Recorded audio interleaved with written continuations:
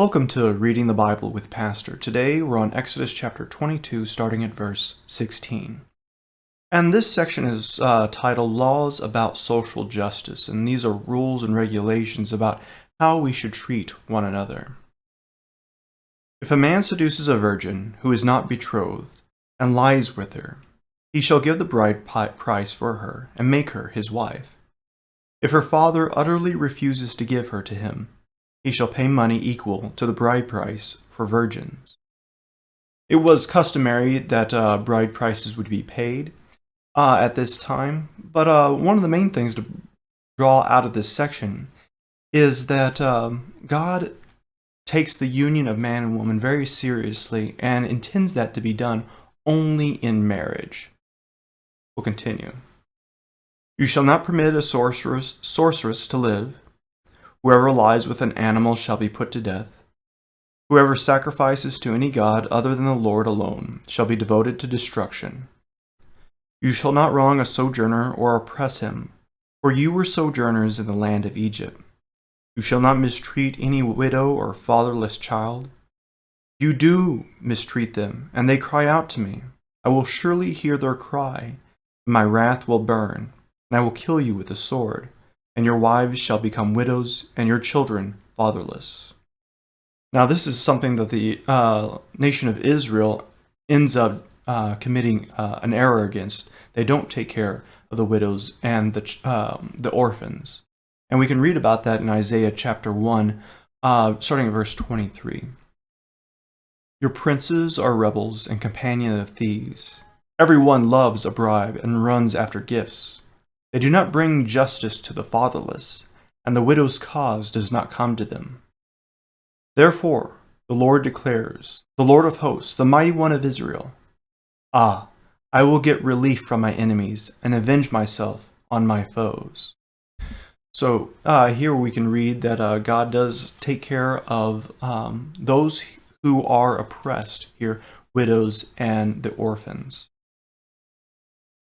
If you lend money to any of my people with you who is poor, you shall not be like the moneylender to him. You shall not exact interest from him. If ever you take your neighbor's cloak in pledge, you shall return it to him before the sun goes down.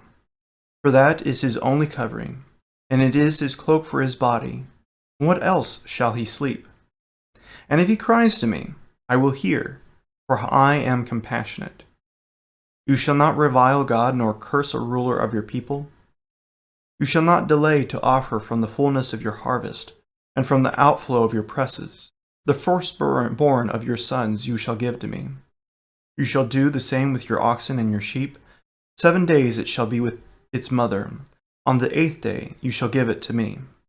Now, that doesn't mean the firstborn of the people of Israel should be sacrificed to God, but rather is to point forward to Christ as being the firstborn of God, who is sacrificed for our sins.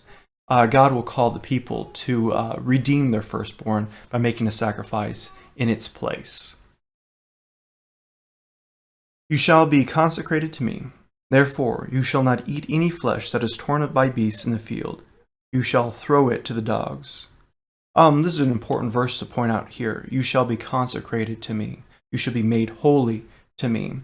And a lot of these rules and regulations, though they seem out of whack in our time, are to make sure that the Hebrews stand out in their time compared to the rest of the people, to show that they are the holy people of God.